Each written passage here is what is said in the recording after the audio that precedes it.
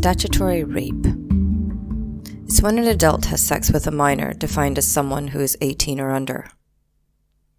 I don't know what the role of sex is in the human species, as it differs so much according to culture, religions, and even more between us humans and other animals.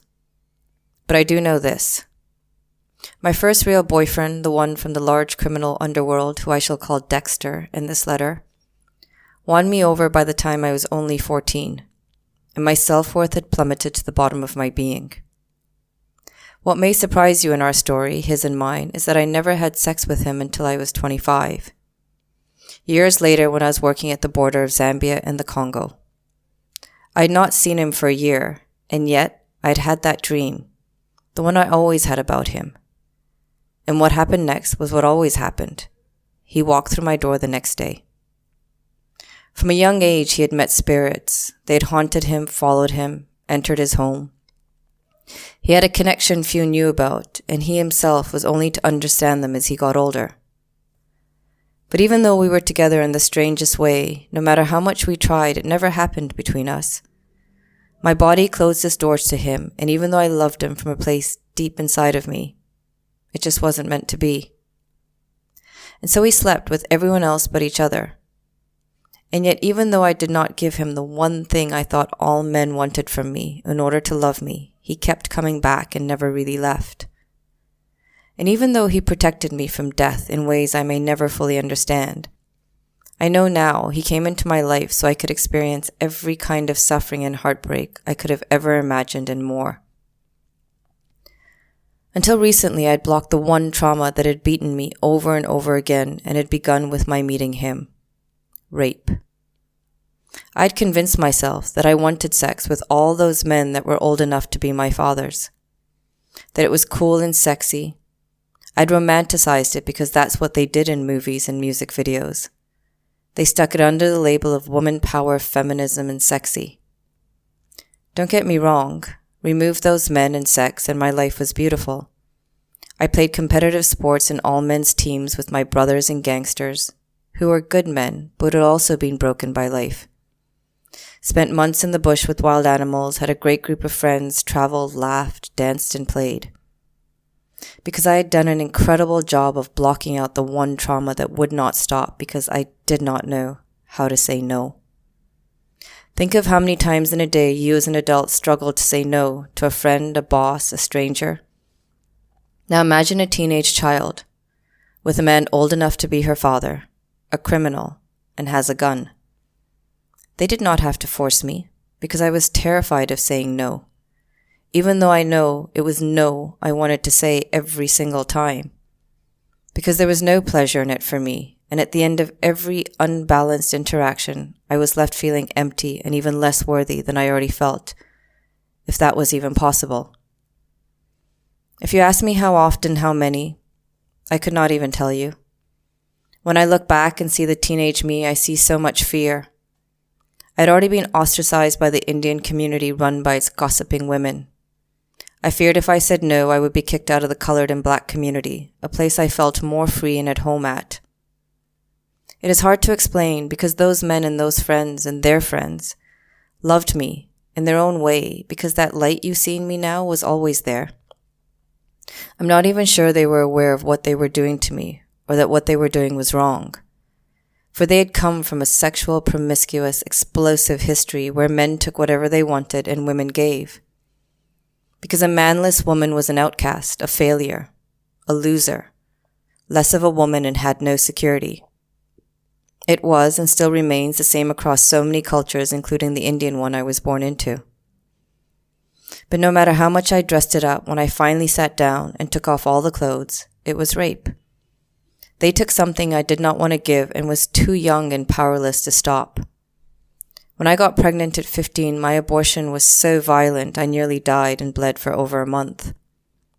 Maybe if my father and mother had sat me down and explained to me when I was 13 that the infidelity, the temptation to die had nothing to do with me and everything to do with them, then maybe my story would have been different. Because those devastating acts were their own traumas, their own conditionings that had been passed down to them from generation to generation. When we shield children and teenagers from the truth, if we understand our truth, then what we are doing is setting them up for a life of suffering. Because until it is explained to them, children believe they are the reason for divorces, for a parent being beaten, for infidelity, etc. They believe, even if it is not true, that it is because you don't love them enough that you acted as you did. And then they see your actions, see the fighting, see one parent hit and the other stay, see one cheat and the other remain, and learn that this is what a relationship should look like, that this is what love looks like. So when they grow up, they stay when they should leave, they hit their partner when they should not, and so forth, thinking that that is what commitment and love should look like, to suffer. My father was my hero. I loved him and all he stood for. Everything I'd accomplished I did for him, to make him and my mother proud.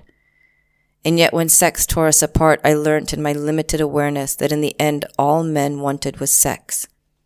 And sex was the only thing that would keep them in my life, no matter how much I did for them. But of course all that was a lie, and I see that only now. And Dexter? He had no clue at all what was happening to me, as they all hid it from him as did I.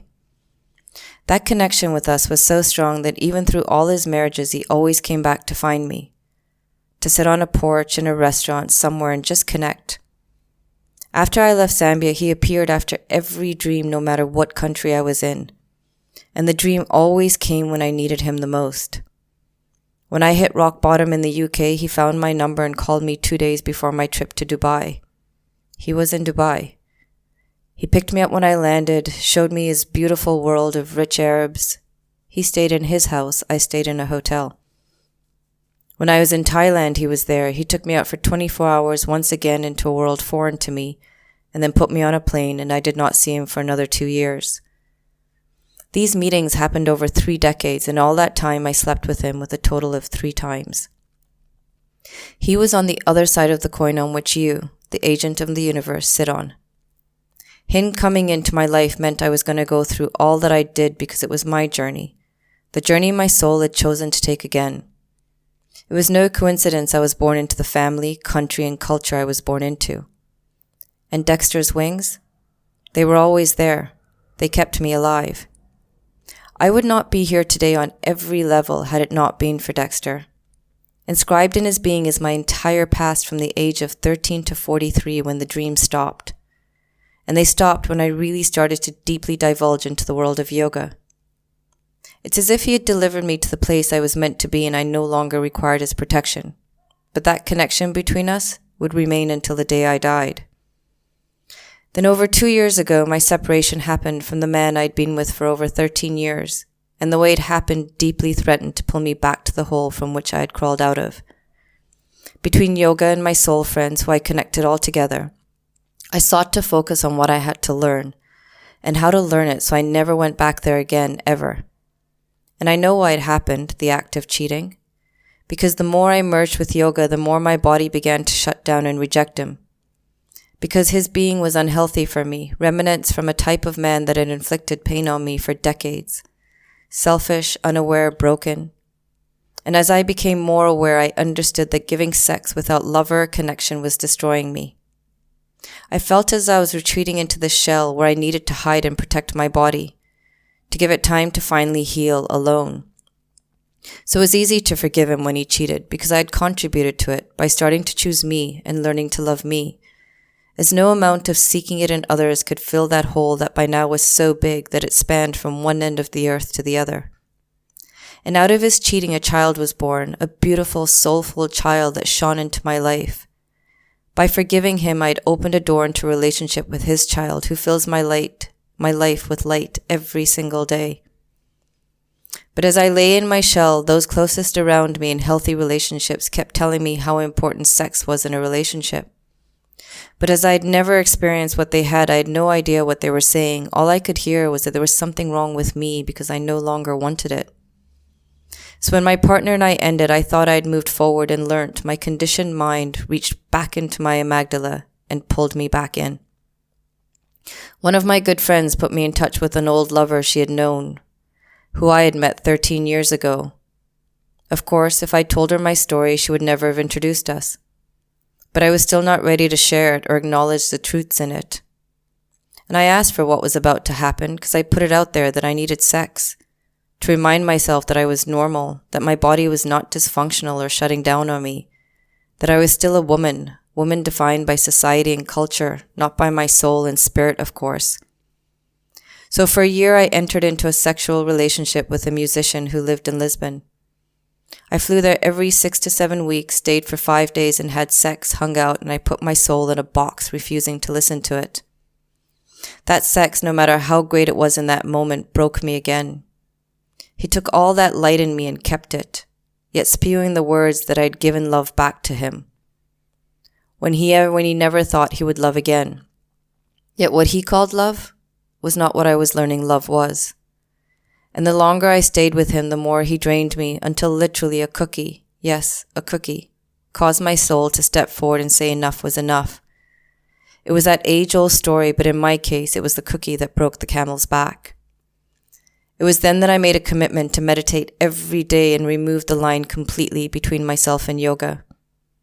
But what really broke me was the Inspector General here, who pursued me for months, and when I gave in, did something to me that brought me right back to being 14. I was done.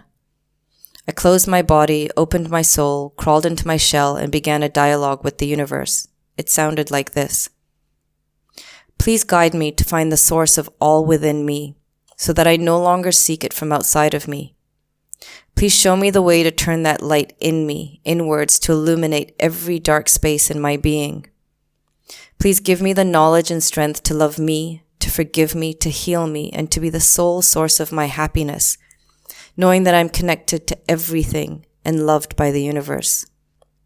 And when the time is right, send me a man that is filled with light, who will allow me to be me, to let me fly, to let me be free from all the lines of suffering that have tethered me to this world, in whose heart I can land, I can feel at home, who will allow me to make this journey wherever it may take me, but to whom I will always return to allow me to always make a comfortable living with yoga so that I may spend the rest of my life sharing it.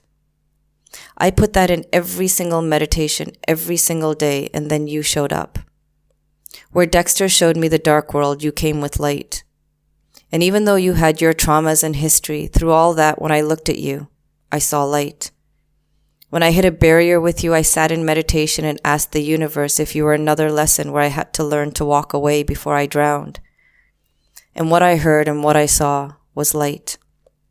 My lesson was not to walk away. My lesson was to let go, to learn to fully and completely forgive and love myself, to unattach and to love as the universe meant us to love, to have faith, to trust, and to only give that which I wanted to give with awareness and with kindness to me. To give not to fill a hole in me, but to give from a place of light.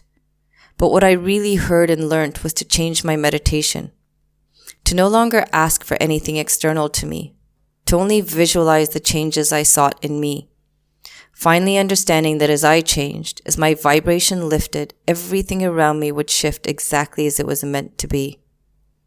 The universe brought you in a way I needed it most, from a million miles away, from a place that did not start with sex. The distance allowed me to break my bonds, to unhook myself from the past, to heal, to grow. But our connection meant that when we did meet, my soul was coming to a place where it could hear itself and see itself through you.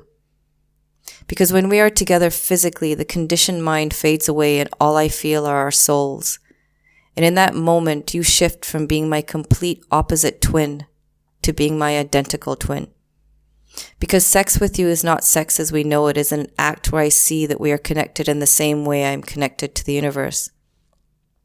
Of all the men I've been with, you're the only one that when the physical dance of lovemaking is over between us, I am left feeling full and at peace. In our physical realm, what I believed was impossible becomes possible. There are only 3 men in my life that changed me forever and got me to where I am today. The first was my father, to whom I wrote a diary. The other was Dexter, who I wrote a book about. And the last is you, to whom I've written this story and the body of the story of yoga. Because both you and yoga represent my journey into pure love. And like Dexter, I know you will always be in my life in this new age of light in which I've stepped into, because your light makes mine shine brighter. I will never ask you not to date, not to move forward, not to marry, or to go where your soul needs to or wants you to go. I will never again put you in a box which I worked my entire life to get out of. But for me, at this moment in my life, where finally there's so little distance between me and that eagle that just keeps showing up, I'm taking that thing that has tried to drown me more times than I can count, sex, and removing it from my world. I will use that energy that is spinning openly, beautifully in my sacral chakra and channel it upwards to open my world even more to the impossible. And the only person I want to share that beautiful, connected act of lovemaking, that act that holds all that is within me, is with you for as long as I can. Because I trust that when I give it to you, you don't just keep it. You mix it with your light and bring it back to me. As I sit here writing this and looking back to how I got here, everything makes sense to me. That as a Libra, there's always been opposites in my life. The scales always swinging at extremes, only now settling into balance. In that context, I find it accurate that Dexter was a criminal and you are a cop. He was black, you are white. He showed me what darkness was, so when you arrived and showed me light, I understood what it really meant to live in light. On every item on that list, you two are completely opposite.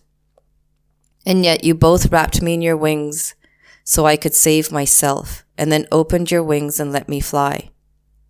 No matter where life may take you, the man only known as the agent of the universe, you, will always have my light. Because in all those mountains you put in front of me, I needed to meet them to learn how to move around them rather than to try and conquer them. I needed to hit every wall you put up to understand that the source of my suffering was not you, but was me. And the only way out was to do the work every day to break the cycle, to overcome the habits and addictions to suffering, to a type of man, to learn from and let go of my past, to forgive myself and all those that crossed my path, to become the gardener of my mind and to love myself. But most of all, I met you so I could finally take back my power and meet you as an equal. Two souls, riding our rivers, always meeting, always crossing, merging as one, but still separate in our journeys. Love, Sheena.